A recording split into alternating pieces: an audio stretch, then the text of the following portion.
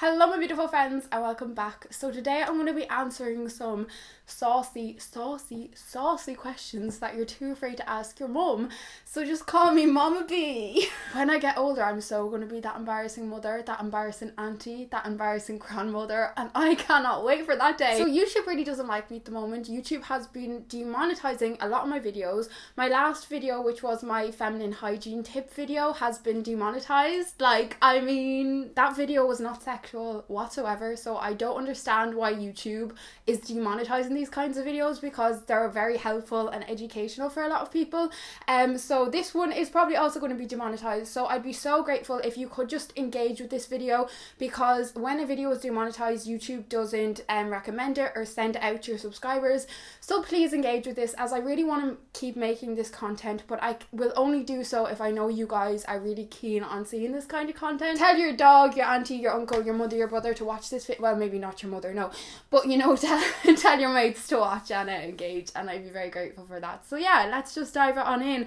And YouTube, you're not going to hold us back. Make sure you're following me on my Instagram if you ever want to send in a question for these kinds of videos, because I always ask over there. The first question, and a very important question, is how do you actually give consent? And when I read this, I was like, damn, like, you always hear like consent is so important, you have to give consent, but we're never actually told from a young age what that actually means or what that actually looks like. I suppose there are quite a lot of different answers you could get to this question depending on who you're asking, but I personally think consent is very much linked to being very vocal and being very expressive in your words. I feel like our generation can be quite bad for it, but we need to feel comfortable expressing ourselves and asking, can I do this? Is this okay? Do you like when I do this?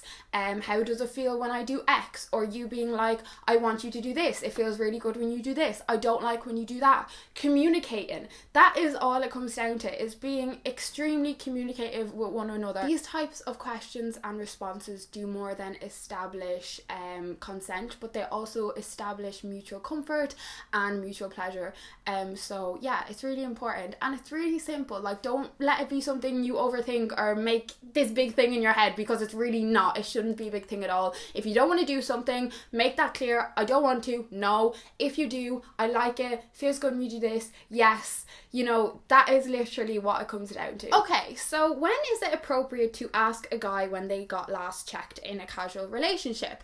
From frickin' day one. I am so sorry, but this question actually bugs me. I've gotten this question so many times, and the fact that we convince ourselves that, you know, it has to be so long, or if it's casual we can't ask, like, that is absolute BS. I am so sorry, but if you are willing to take your clothes off and do something extremely intimate with somebody, casual or not, committed or not, it does not matter. You are still doing something that you ain't gonna do with most people, you know, and you have to have trust, you have to have respect, you have to have a lot of things to get down and dirty, you know what I mean? In my opinion, if you're planning on sleeping with somebody, if you had a one night thing and now you want to carry it on, no matter the circumstances, if you are planning on doing that, it is appropriate. Like, there is no time limit. You don't have to be seeing this person a week, 2 months, 3 months, 5 months. You know, there is no time limit on this. Like, you have to protect yourself. You're the only one who's going to protect yourself.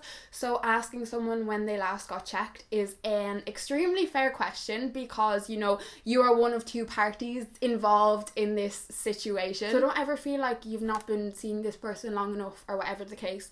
I have literally asked somebody when they last got checked after sleeping with them one time, because you've got to think of yourself. I care about myself, I care about my health, I care about my future.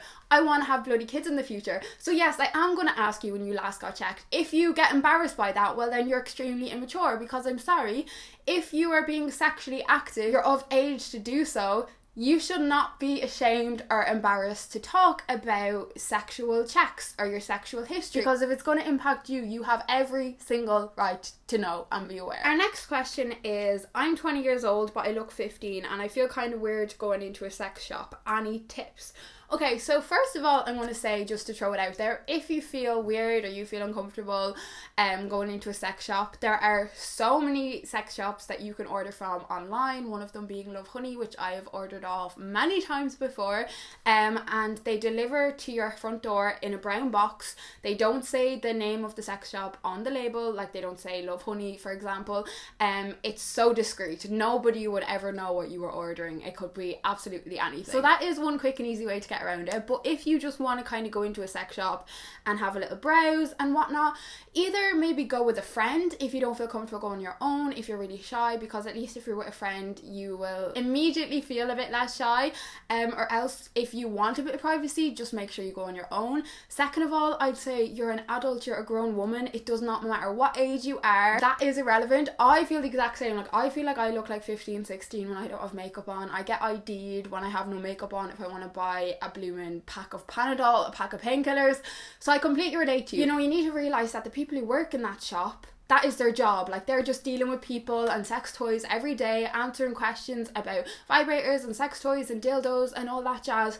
So there's absolutely nothing to be worried about. Like, it's such a comfortable environment. I remember when I first went into a sex shop, I was feeling like a little bit like, you know, I was kind of like you.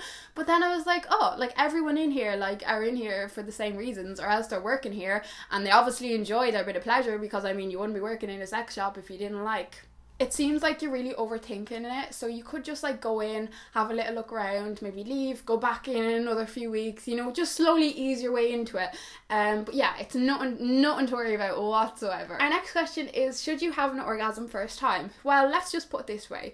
When I first started having sex, it was like over 3 years later before I ever had my first orgasm. I thought I had an orgasm until I actually had an orgasm, and then I was like, oh, okay, so that's what an orgasm is. I would be so surprised and shocked to meet a woman who did have an orgasm the first time they had sex. I've never met a woman who had an orgasm the first time they had sex, so it's quite unlikely. So don't be thinking, you know, oh my god, I have to have an orgasm, because then you're just putting additional pressure on yourself.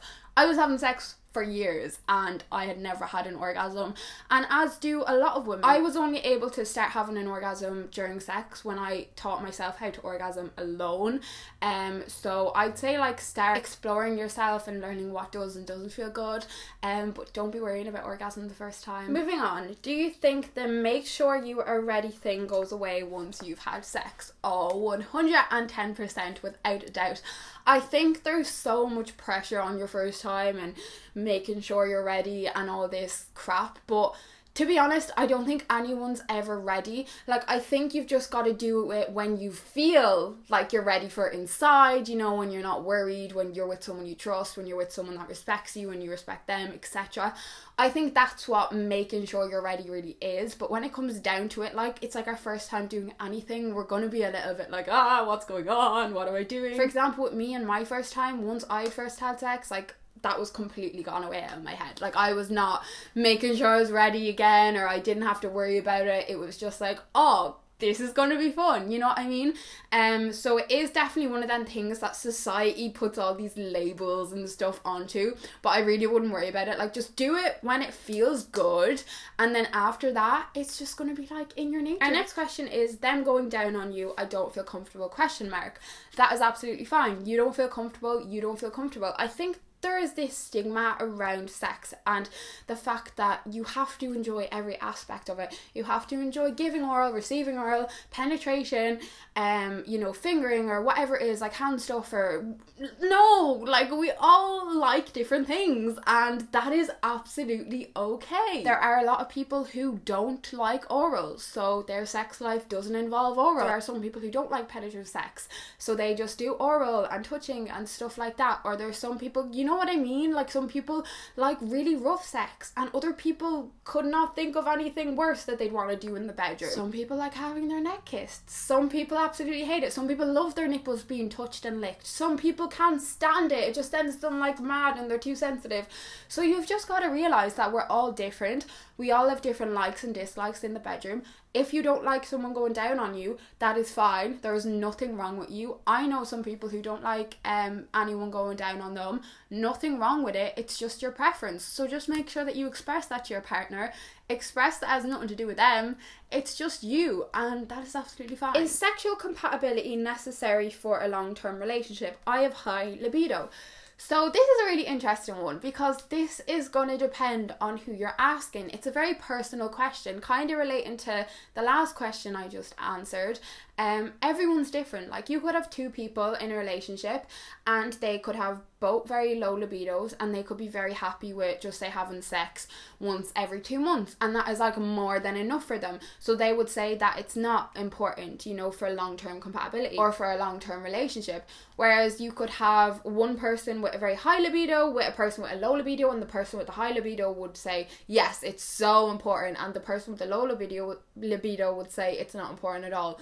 So it's a very personal thing. For me, it is very important, because I also have a high libido. I would struggle to be in a long-term relationship that didn't have sexual compatibility, but that's only because I have a high libido. Do you know what I mean? So if you also have a high libido, I would just say make sure you're aware of that. Maybe be expressive to your future partners, or, you know, if you're potentially getting serious with somebody, just be expressive and just be clear on that, so you guys like both know where you stand and whatnot. Goddamn sun changing the lighting. The sun literally comes in right in my bedroom window, like the strongest, highest point of the sun. It changes the lighting so much and it's so frustrating. Our next one is, do you recommend double protection? Okay, it depends what for. So if you are using condoms, no, you only ever want to use one condom. But if you're on the pill, or you're on the patch, or you're on the implant, if you're on any other form of birth control that isn't a condom, I would also recommend using a condom if you're having casual sex. If you're not in a committed relationship, 100% recommend double protection, because the pill, the implant, the patch, they're just going to protect you from pregnancy. They're not going to protect you from STDs. Condoms are the only thing that will protect you from STDs. So in that case, yes. But if you're in a committed relationship, both of you guys have been tested, you know that you're clear, you don't have any STDs, most birth controls are very effective. Like, they're very high up in the 90s. So if you're taking your pill every day, or you have the implant and you're making sure you get it changed every number of years, you should be fine, like, once you're doing it right. The only time I would recommend double protection is if maybe you missed a pill and you're a little bit worried. I would definitely recommend also using a condom then. But it really depends on the circumstances. I hope that made it a little bit clearer. Okay, so queefing, how to stop and how bad is it? We need to address this. This is so important. I don't know why so many people are under the impression that queefing is so bad. Like, first of all, how bad is it? It is not bad at all. All queefing is trapped air. Trapped air in your vagina that is just coming out. That is all it is. You cannot stop it. It is not bad. There's nothing to worry about. It is so normal. It's like you asking me, how do you stop a fart? How bad is farting? Nothing. It's so healthy to fart. I would actually be really worried if you didn't fart now. Like, then that is a cause for concern. If you're referring to during sex, there are certain positions where you will be more likely to queef compared to others. You probably know that yourself. For example, like if you are bent over or doggy style or something like that, you probably will be more likely to queef. Well, I know I am. But yeah, there's nothing to worry about. It's so normal. And whether it's a guy or a girl or whoever you're having sex with, they also know what queefing is. I've never had anyone react to it or even react to it at all. It's just a thing that happens. It's like, I don't know, somebody farts during sex. It happens sometimes, okay? Get over it. We move on. We're human beings.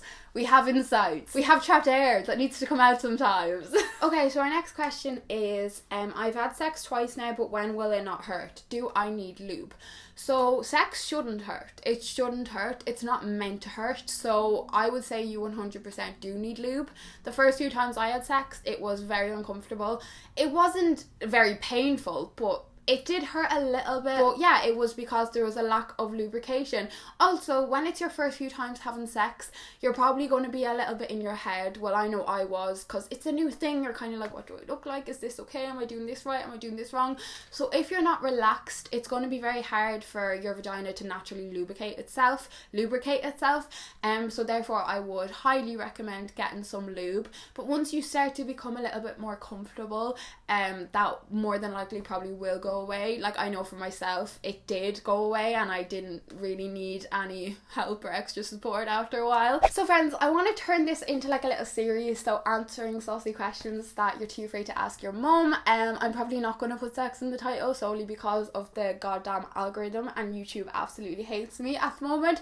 So just to remind you, if you could engage with these videos, it would mean the world to me, because I will continue to make them once I know they're helping you guys and you are enjoying them. But yeah, I hope you enjoyed this, and thank you so much for watching. I cannot wait to see you all in my next video, and I love you all so very much. I'll see you guys very, very soon.